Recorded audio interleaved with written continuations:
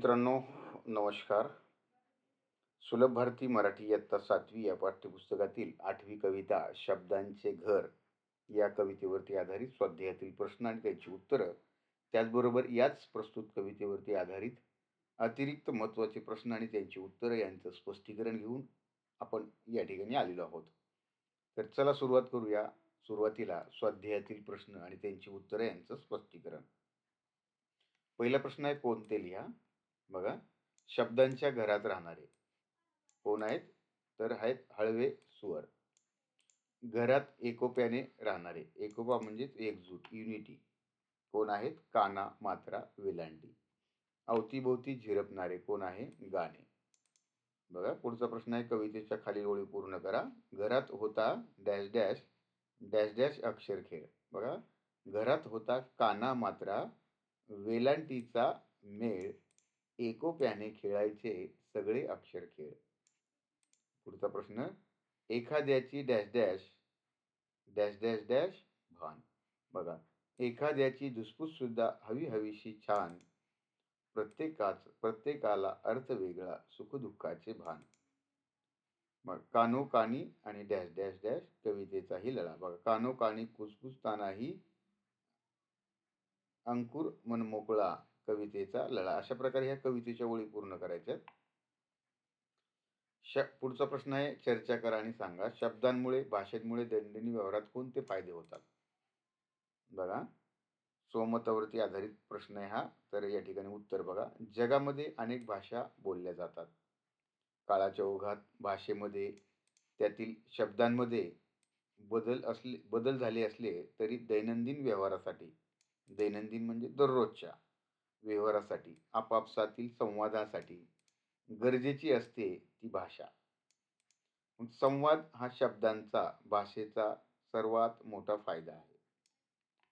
आपली मते, आपले विचार शब्दबद्ध करून आपण स्वतःला व्यक्त करू शकतो.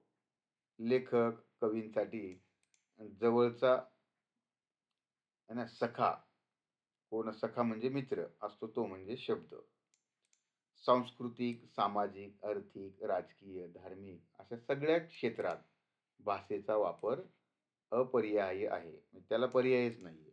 भाषा ही वापरावीच लागते. आत्मसंवादाचे, संवादाचे एक समर्थ माध्यम म्हणजे भाषा आणि त्या भाषेमध्ये येणारे शब्द होय. पुढचा प्रश्न आहे, खेळूया शब्दांची. खालील शब्दांपासून अर्थपूर्ण शब्द बनवा.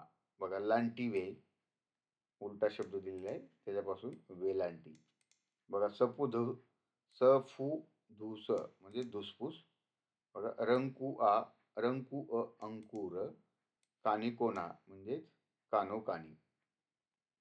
पुढे या ठिकाणी कवितेत आलेले विशेषण आहेत. बघा, घराला लावलेले विशेषण आहे सुंदर, स्वळ हळवे स्वर, मनमोकळा अंकुर आणि मोकळी वाट. या चारही शब्दांना या ठिकाणी लावलेली विशेषण हे खाली आहेत. आता या ठिकाणी शब्द साखळी पूर्ण करा. सुनीता. आता हा सुनीता या शब्दाचा शेवटचा शब्द कोणता आलाय? ता. तर त्या ता पासून दुसरा शब्द तारा. आता रा आला, राघवेंद्र. द्र आला, द्रव. व आला, वजन. न आला, नमन. अशा प्रकारे तुम्ही पुढं शब्द बनवायचे. बघा, पुढं न आला, इथं न पासून नकाशा, शा शारदा, ना दा दार, र रवा, वा वारसा, सा साहस, स समयी, है ना, इडलिंबू. म्हणजे अशा प्रकारे है ना आपलं शब्दज्ञान वाढवण्यासाठी आणि एक मनोरंजक खेळ म्हणून सुद्धा तुम्ही हा खेळ अशा प्रकारे आपल्या है ना घरांमध्ये सुद्धा किंवा आपल्या मित्रमैत्रिणींबरोबर सुद्धा तुम्ही त्या ठिकाणी खेळू शकता. है ना, यावेळी काय होईल, आपला खेळ खेळ होईल, आपलं मनोरंजन होईल आणि त्याचबरोबर काय होईल, आपल्या है ना ज्ञानाची वृद्धी होईल. आपल्या ज्ञानामध्ये शब्दसंपदा वाढेल. एक प्रकल्प दिलेला आहे, शब्द या विषयावर आधारित सुविचार मिळवा, त्यांचा संग्रह करा आणि त्यांची सुंदर चिकट वही बनवा. चिकट वही म्हणजे त्या शब्दांपासून काय करायचे आहे ना, चित्र, आणि ते चित्र आपल्या वहीमध्ये चिकटवायचे. पुढे खेळ खेळूया. बघा खालील चौकटी वाचा आणि त्याप्रमाणे उरलेल्या चौकटी पूर्ण करा. बघा कप, काटा, किसनी, कीव, कुसुम, कुट. क चे शब्द दिले कंठ, कौल, कोपरा, कैरी, केर. बघा इथं क, का, की, कू, कू है ना. मग या ठिकाणी के, कै, को म्हणजे अशा प्रकारे कौ है ना, कम, कहा अशा प्रकारे हे शब्द दिलेले उत्तर दिले इथं. तसे स चे शब्द आहेत.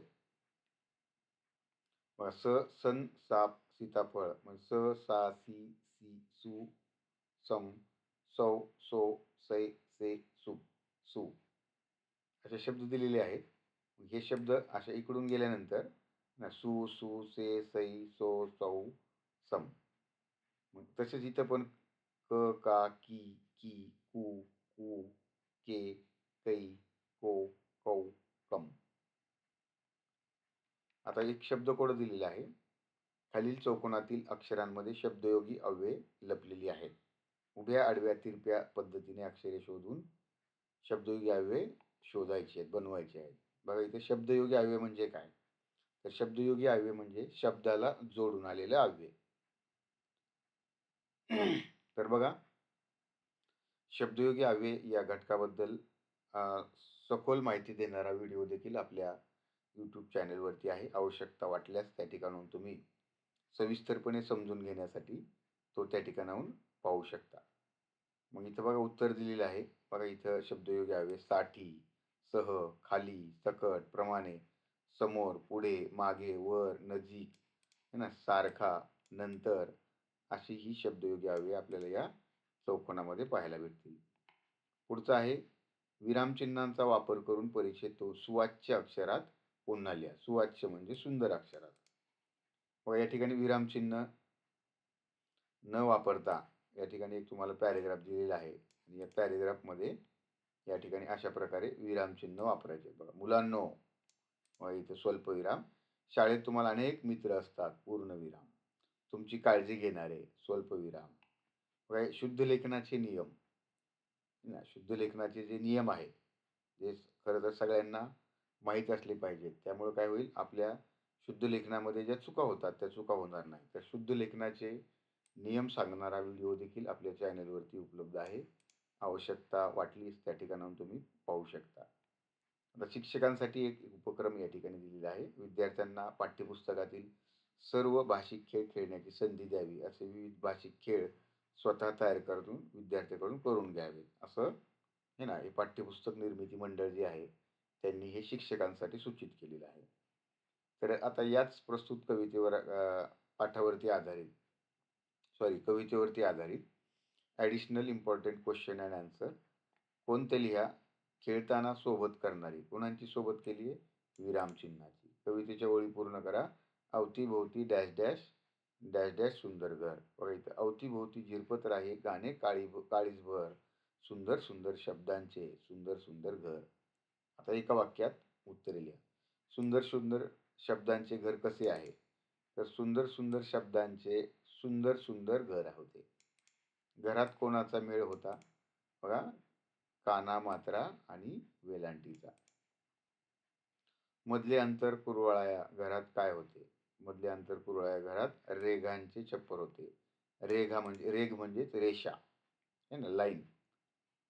प्रस्तुत कवितेतून कवीने कोणाचे वर्णन केले आहे? तर कोणाचे वर्णन केले? सुंदर शब्दांच्या सुंदर घराचे वर्णन केले आहे. घरात सगळे एकोप्याने काय खेळायचे? एकोपा म्हणजेच है ना एकत्र, युनिटी. तर काय खेळायचे? सगळे अक्षर खेळ खेळायचे. पुढे 2-3 वाक्यात उत्तरे लिहा.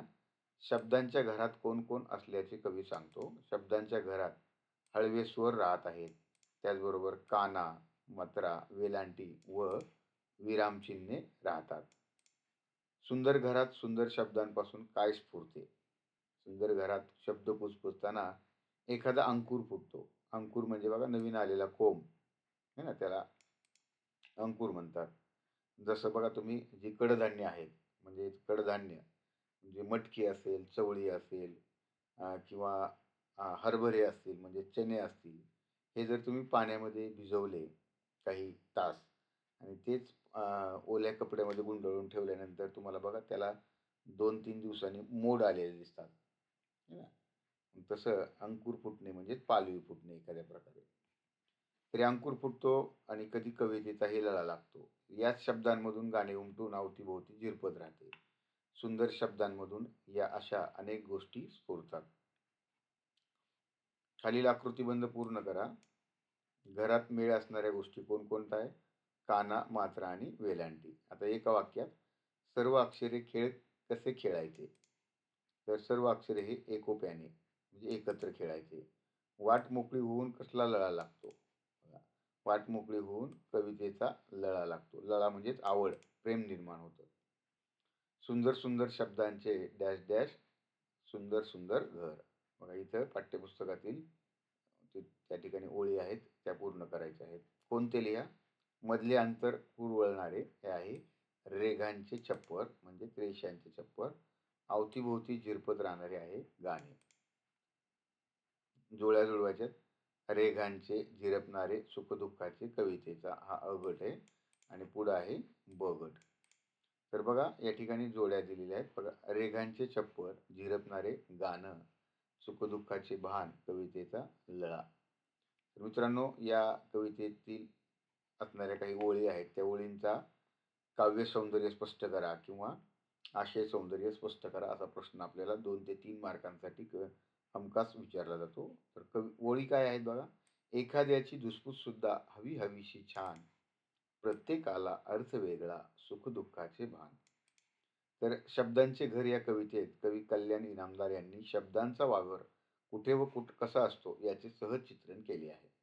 बघा मित्रांनो अशा प्रकारे जर आपल्याला संदर्भाचे स्पष्टीकरण करा, आशय सौंदर्य स्पष्ट करा, काव्य सौंदर्य स्पष्ट करा किंवा कवितेचा भावार्थ स्पष्ट करा, ओळींचा भावार्थ स्पष्ट करा, अशा प्रकारचे प्रश्न जर आले आपल्याला तर कवितेचं नाव असं अवतरण चिन्हामध्ये आणि कवितेचे कवी किंवा कवयित्री जे असतील त्यांचंही नाव तुम्हाला त्या ठिकाणी लिहायचंय आणि शक्यतो त्याला काय करायचं अंडरलाईन करायचं आणि पुढे काय करायचं थोडक्यात कवितेतून काय संदेश दिला आहे ही झाली आपली प्रस्तावना. मग त्याचं स्पष्टीकरण करायचं त्या ओळींचं. मग शब्दांच्या या घरात इतर अनेक गोष्टी राहत असताना या घरात काही शब्दांची चिडचिड देखील हवी हवीशी वाटते. प्रत्येक शब्दाचा वेगवेगळा अर्थ असूनही त्या शब्दांना एकमेकांच्या सुखदुःखाची जाण आहे म्हणजे जाणीव आहे. शब्दांच्या या गुणामुळे शब्दांचे सुंदर घर बनले आहे.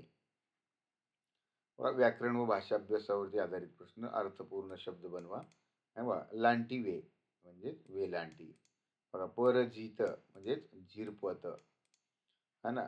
रचप्प म्हणजे छप्पर आणि जरळी भका म्हणजेच काळीजभर.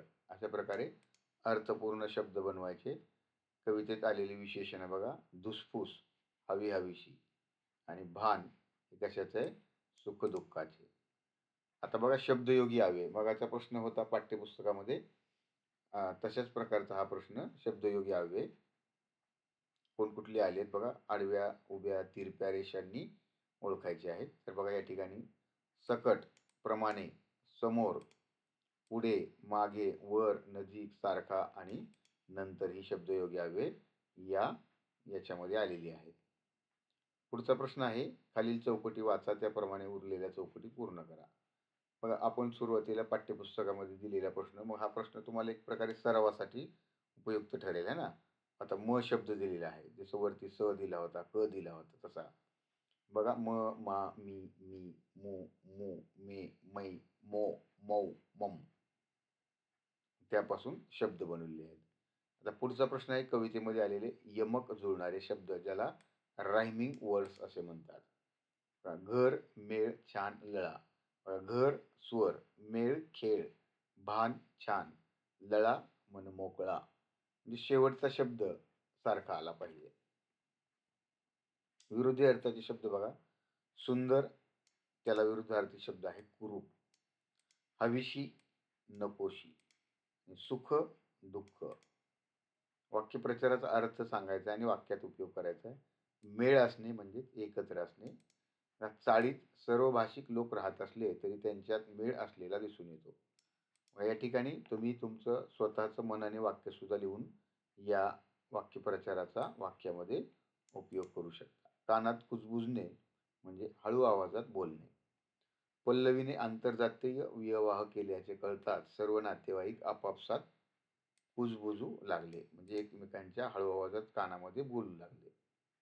रिकाम्या जागी शब्द भरायचे आणि लिंग ओळखायचे. बघा, घर, ते घर, धुसफूस, ती धुसफूस म्हणजे स्त्रीलिंगी आहे. अंकुर, तो अंकुर, कविता, ती कविता, छप्पर, ते छप्पर आणि काना, तो काना. मग या ठिकाणी तुमच्या मनामध्ये बऱ्याच जणांच्या प्रश्न येत असेल, की बाबा ते घर का म्हणायचं? किंवा ती धुसफूस असं का म्हणायचं? किंवा या शब्दांच्या मागे हे जे ते, ती, तो हे जे शब्द लावलेले आहेत, तर हे का शब्द लावायचे? तर यासाठी लिंग या घटकावरती आधारित आपल्या यूट्यूब चॅनलवरती, मराठी गुरुजी या यूट्यूब चॅनलवरती स्वतंत्र असा व्हिडिओ दिलेला आहे. आणि याचे नियम पण सांगितले आहेत. लिंग ओळखा, ते नियम सुद्धा स्पष्ट केलेले आहेत. त्यामुळं ते जर तुम्ही पाहिले, तर त्याची तुम्हाला चांगल्या प्रकारे मदत होईल आणि लिंग हा घटक, हा भाग तुमच्या चांगला लक्षात राहील. पुढचा प्रश्न आहे, लेखन विभागामध्ये शब्द या विषयावर आधारित सुविचारांचा संग्रह करा. बघा, चंद्र, शुक्रापर्यंतचं अंतर तोडणारा माणूस शब्दापर्यंतचं अंतर तोडू शकत नाही. घासावा शब्द, तासावा शब्द, तोलावा शब्द बोलण्यापूर्वी. त्याचबरोबर शब्द हेची कातर, शब्द सुई दोरा, बेतावेत शब्द शास्त्रात दारे. बोलणारा सहज बोलून जातो, पण त्याला कुठे माहीत असते ऐकणाऱ्याच्या मनावर शब्द कोरला जातो. बघा, हृदयापासून निघालेले शब्द थेट हृदयाला भिडतात. तर बघा, संत तुकाराम महाराजांची सुद्धा याच्यावरती एक खास सुंदर असा अभंग आहे, है ना. आम्हा घरी धन, शब्दांचीच रत्ने, शब्दांचीच यत्ने शस्त्र करू, शब्दची आमुच्या जीवाचे जीवन, शब्द वाटू धन जनलोका. म्हणजे शब्दांचं महत्त्व विशद करणारी संत तुकाराम महाराजांचा एक खास अभंग आहे. ते सुद्धा तुम्ही या ठिकाणी उदाहरणादाखल लिहू शकता. पुढचा प्रश्न आहे, शब्दांमधून निर्माण होणारे साहित्य प्रकार. बघा, शब्दामधून निर्माण होणारा कादंबरी आहे, ज्याला नॉव्हेल म्हणतात, कथा आहे, स्टोरी, कविता, पोयम ना, ललित लेख, लेखाचाच हा छोटा प्रकार, ललित म्हणजे छोटा. आणि दुसरा आहे नाटक. शब्दांचे घर या कवितेचा परिचय थोडक्यात जर पाहायचा झाला, तर शब्दांचे घर ही कल्याणी नामदार लिखित कविता शब्दांचं वेगळेपण, त्यांची खासियत आपल्यासमोर घेऊन येते. प्रस्तुत कवितेतून कवीने आपल्या भोवतीच्या शब्दांचा वावर, शब्दांच्या वेगवेगळ्या सुंदर तहा आपल्या असल्याचे मार्मिकरित्या मांडलेले आहेत. म्हणजे या थोडक्यात प्रस्तुत भाव कवितेमधून आपल्याला कवीने काय संदेश दिलाय, काय माहिती दिली आहे, हे सांगितलेलं आहे. त्याचबरोबर इथे कवितेचा भावार्थ ओळीसह दिलेला आहे ना. हा भावार्थ तुम्ही या ठिकाणी पाहू शकता. त्याचबरोबर शेवटी आहे शब्दार्थ. कवितेमध्ये आलेले जे कठीण शब्द आहेत, त्या कठीण शब्दांचा अर्थ, त्याचबरोबर त्यांना समोर इंग्रजीमध्ये पण काय म्हणतात, हे सुद्धा या ठिकाणी दिलेलं आहे. तर या ठिकाणी बघा, हा व्हिडिओ या ठिकाणी आपण थांबूया. काही शंका असेल, काही समजलं नसेल, तर निश्चित कमेंट करून कळवा. व्हिडिओ आवडला तर लाईक करा आणि व्हिडिओ जास्तीत जास्त आपल्या मित्रांना शेअर करा. आणि मित्रांनो, चॅनेलला आतापर्यंत सबस्क्राईब केलं नसेल, तर अशाच प्रकारचे नवनवीन व्हिडिओ पाहण्यासाठी कृपया चॅनेलला सबस्क्राईब करा. धन्यवाद.